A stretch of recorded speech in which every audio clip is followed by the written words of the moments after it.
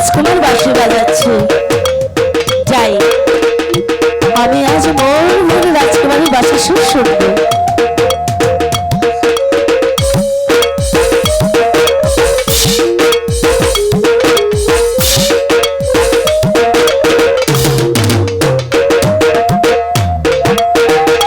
এখানে বসে বসে বাঁশি বাজানো হচ্ছে বুঝি?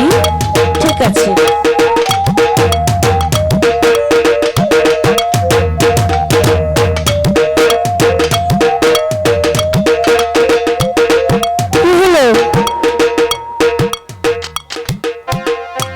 আমি বসলাম আর তুমি বাঁশির সুর বন্ধ করলে কেন?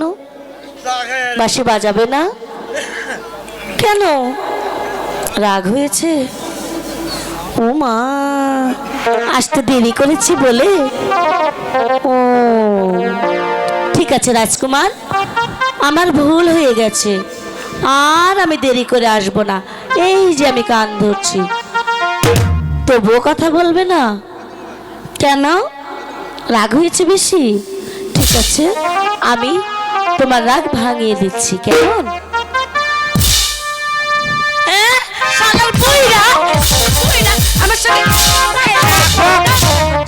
এইবারে তো সঙ্গে চিকিৎসা পেয়ে গেছি আমি।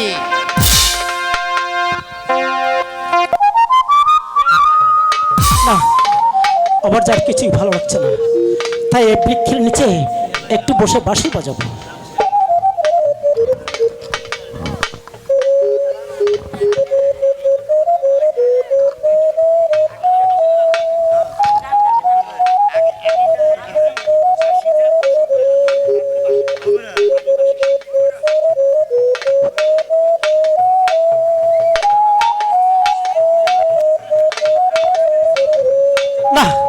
এখনো তো জোৎস্না আসছে না, তার সঙ্গে আমার কথা হয়েছে আমি বাঁশি বাজালে সে আমার বাঁশি সুর শুনে আমার কাছে আসবে, কিন্তু এখনো সে আসছে না। দেখি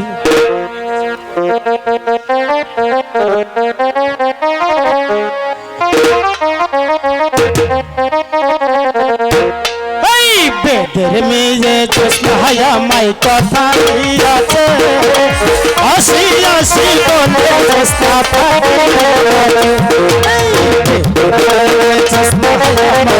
কথা দিয়াছে, আসি আসি বলে জোৎস্না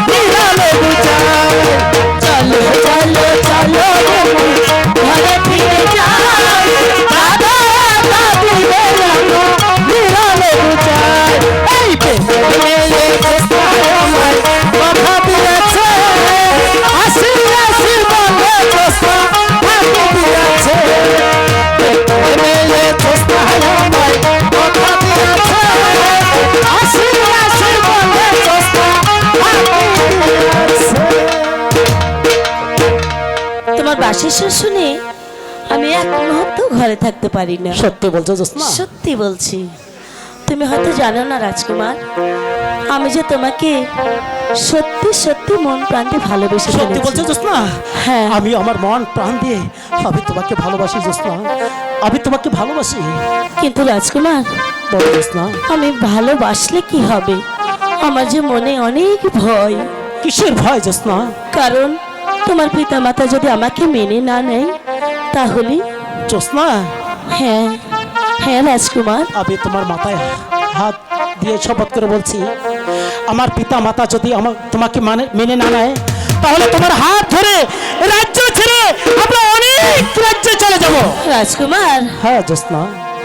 আমার বুকে মধ্যখানে মন যেখানে হৃদয় সেখানে,